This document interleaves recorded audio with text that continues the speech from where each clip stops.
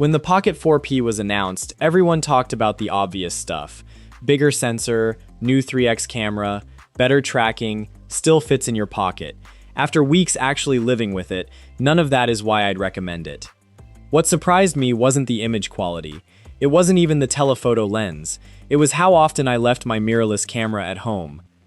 Here's the other thing that's changed. Back when I first covered this camera, I kept telling people to wait. The Insta360 Luna Ultra, the Extra Muse 2 Pro, real competition was coming. Fast forward to now, and the FCC has cracked down on several Chinese drone and camera companies, Sky Rover included. A lot of that wait-and-see advice doesn't hold up anymore, especially if you're in the US. So forget the spec sheet. Here's what I actually learned. The good, the bad, and whether it's still worth buying in 2026. The first thing that hit me, this camera feels finished. First-gen products usually feel like you're beta testing them for the manufacturer. That's genuinely how the Luna Ultra felt at launch. Still a great camera, much better after firmware updates, but you still notice the seams. DJI's been making pocket cameras for years, and it shows. Menus are familiar, tracking is reliable, switching lenses is instant. It's the kind of thing you only appreciate after running both cameras side by side for weeks. That said, the Luna Ultra is still the more realistic option if you're in the US. The Pocket 4P isn't officially sold there. You're importing it or buying through eBay resellers at a markup, usually without a real DJI warranty. If something breaks, you're negotiating with a stranger, not DJI support. That's a real cost, not just an inconvenience.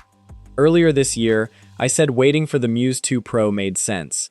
More competition, better prices. Normally that's good advice. I'm not sure I'd say that anymore. Between the FCC actions and the growing uncertainty around several Chinese manufacturers, a lot of these upcoming rivals are becoming less realistic for most buyers, especially in the US. If something changes, I'll cover it. But right now, your real options are the Pocket 3, the Pocket 4P if you can get one, or the Luna Ultra. Waiting for a pocket killer that may never ship isn't a plan. My favorite feature on this camera isn't the bigger sensor. It's the 3x telephoto camera. On paper that sounds unremarkable. Phones have had zoom lenses for years, but on a stabilized gimbal, it changes how you shoot. Step back, let the focal length do the work, and suddenly you get better background separation and a more cinematic look without trying. I used it constantly. Product shots, talking head clips, travel footage. The only real compromise, the telephoto lens doesn't support D-Log 2, just 10-bit D-Log. Fine for most people, worth knowing if you push footage hard in post. Where the Pocket 4P quietly wins is color consistency. Switch focal lengths on the Luna Ultra and the color rendering shifts slightly, nothing dramatic but noticeable once you're editing. On the Pocket 4P, wide and telephoto match much better, small detail, saves real time if you're cutting between focal lengths constantly. Quick mention, Telesin sent over their Pocket 4P accessory kit, and 4 pieces are now part of my regular setup. ND filters for smoother outdoor motion, a storage bag since DJI still doesn't include a real case, a 3-in-1 quick-release strap, and a quick-release tripod. If you're already investing in this camera, worth a look. Links below. The question I get every day, should Pocket 3 owners upgrade? Honestly, no rush. The Pocket 3 is still excellent. Stabilization holds up, active track is still good, and in decent light it still looks great. If it's making you money today, it's not obsolete tomorrow. But if this is your first pocket camera, the decision's easier. The 4P is the better long-term buy. More creative flexibility, sharper tracking, a more refined pipeline, and you're on DJI's current platform. If price isn't the deciding factor, go with the newer model. It gives you more room to grow. The bigger question I had going in, could this replace my mirrorless setup? No pocket camera beats a full-frame body in every situation. Interchangeable lenses, low light, all of it. But the surprise wasn't that it matched my mirrorless. It's how often I chose it instead.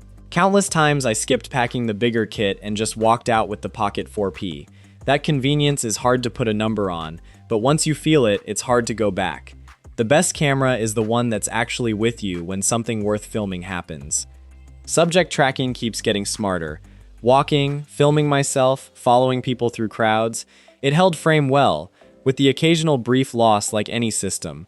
For solo creators, this is still the single biggest reason to buy a pocket camera.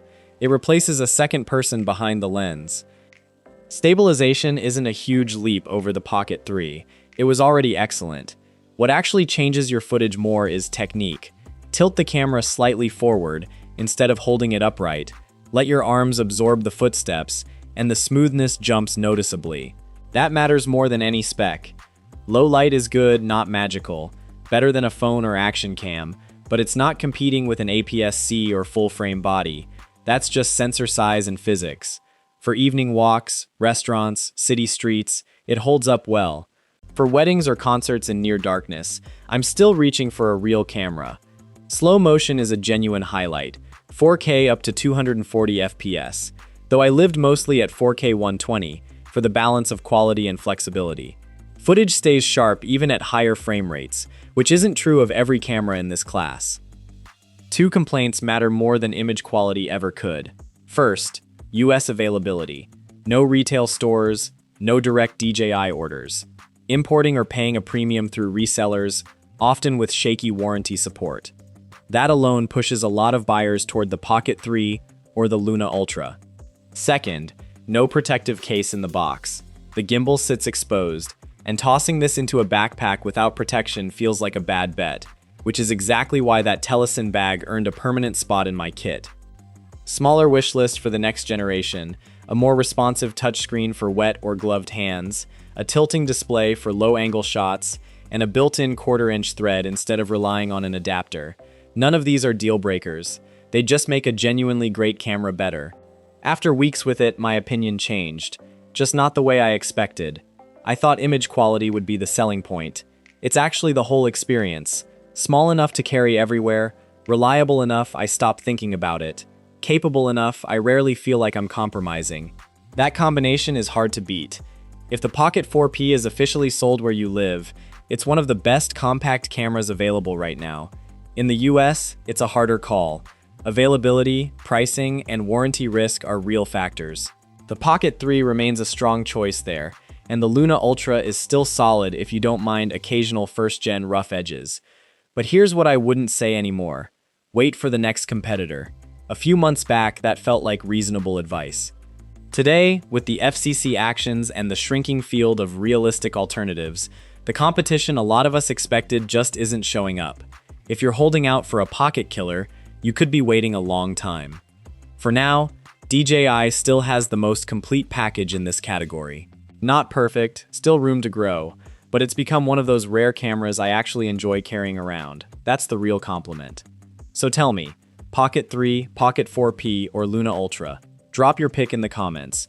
If this saved you some research time, a like and a subscribe genuinely helps. See you in the next one.